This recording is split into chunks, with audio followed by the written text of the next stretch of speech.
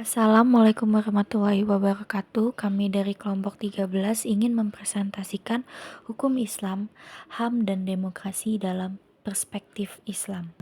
Sebelumnya nama saya Adinda Aurelia dan bersama teman saya yaitu Givari Nur Cahyo. Pertama-tama kita akan membahas tentang pengertian hukum Islam. Hukum Islam adalah hukum yang berasal dan membentuk bagian dari agama Islam. Konsep hukum Islam, dasar dan kerangka hukumnya ditentukan oleh Allah.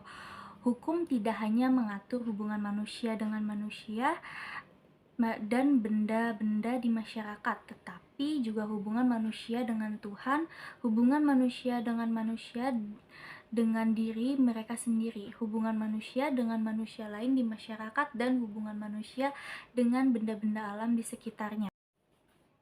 Selanjutnya ada ruang lingkup Islam, yaitu ada dua. Yang pertama itu ada ibadah atau maddah, yang kedua itu ada muamalah atau gairu maddah. Ibadah itu merupakan prosedur dan upacara yang harus dilakukan oleh seorang muslim dalam melakukan hubungan dengan Tuhan. Yang kedua itu ada muamalah atau undang-undang Allah yang terkait dengan kehidupan sosial manusia, meskipun ketentuan ini terbatas pada subjeknya. Slide ketiga ada bagian-bagian hukum Islam. Yang pertama ada hukum keluarga, hukum pidana, hukum acara pengadilan, hukum perdata dan tata usaha, hukum tata negara, hukum internasional, dan hukum ekonomi dan keuangan dan lain-lain. Selanjutnya itu ada tujuan hukum Islam. Ada 5. Yang pertama itu ada memelihara agama, yang kedua itu ada memelihara akal, yang ketiga adalah memelihara jiwa, dan yang keempat memelihara keturunan, yang terakhir adalah memelihara harta. Pengertian hak asasi manusia.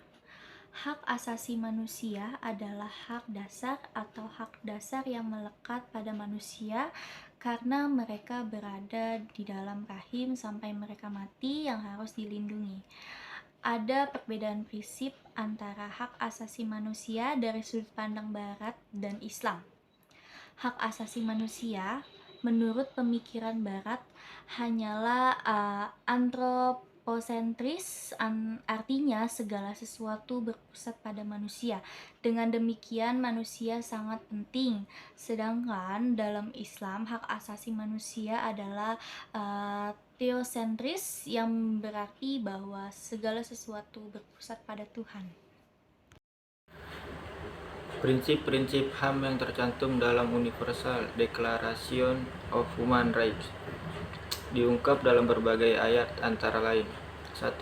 Martabat manusia, Al-Isra ayat 70, artinya, dan sesungguhnya telah kami memuliakan anak-anak Adam, kami angkut mereka di daratan dan di lautan. Dan Al-Maidah ayat 32, artinya, barang siapa yang membunuh seorang manusia bukan karena orang itu membunuh orang lain, atau bukan karena membuat kerusakan di muka bumi, maka seakan-akan dia telah membunuh manusia seluruhnya.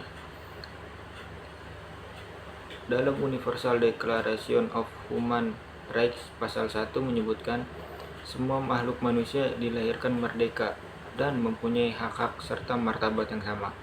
Pasal 3 menyebutkan setiap orang berhak untuk hidup, berhak akan kemerdekaan dan jaminan pribadi. 2. Persamaan, Al-Hujurat ayat 13, artinya, hai manusia, sesungguhnya kami menciptakan kamu dari jenis laki-laki dan seorang perempuan, dan menjadikan kamu berbangsa-bangsa dan bersuku-suku, supaya kamu saling kenal mengenal. Sesungguhnya orang yang paling mulia di sisi Allah ialah orang yang paling bertakwa di antara kamu. Sesungguhnya Allah Maha Mengetahui lagi Maha Mengenal. Prinsip persamaan ini dalam Universal Declaration of Human Rights pasal 6 menyebutkan setiap orang berhak mendapat pengakuan di mana saja sebagai orang pribadi di muka hukum. Pasal 7 menyebutkan semua orang sama di muka hukum dan berhak atas perlindungan yang sama di muka hukum tanpa perbedaan. 3. kebebasan menyatakan pendapat. Ali Al-Imran ayat 110. Artinya, kamu adalah umat yang terbaik yang dilahirkan untuk manusia, menyuruh kepada yang ma'ruf dan mencegah dari yang mungkar. Dalam Universal Declaration of Human Rights, pasal 19, semua orang berhak atas kemerdekaan mempunyai dan melahirkan pendapat. Yang keempat, kebebasan beragama. Quran Surat Al-Baqarah ayat 256. Artinya, tidak ada paksaan untuk memasuki agama Islam. Dan Al-Kafirun ayat 6. Artinya, untukmu agamamu dan untukku agamaku. Pasal 18 dari Universal Declaration of Human Rights yang menyatakan setiap orang mempunyai hak untuk merdeka berpikir, berperasaan, dan beragama. Yang kelima, hak jaminan sosial. Surat Az-Zariyat ayat 19 artinya, dan pada harta-harta mereka ada hak untuk orang miskin yang meminta dan orang miskin yang tidak meminta.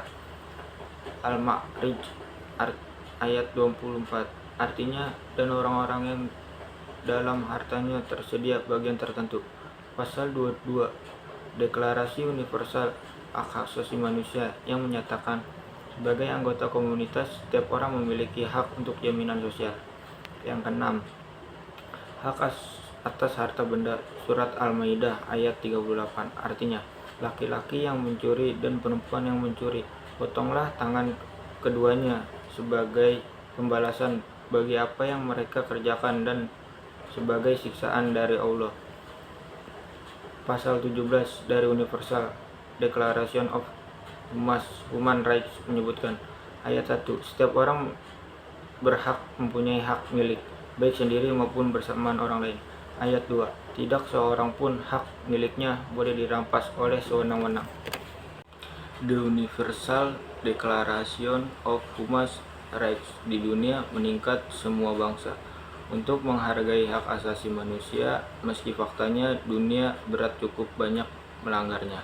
Dengan demikian, para ahli hukum Islam mengemukakan Universal Islam Deklarasi Human Rights yang diangkat dari Al-Quran dan Sunnah Islam, terdiri dari 63 pasal yang meliputi seluruh aspek hidup dan kehidupan manusia, antara lain: 1.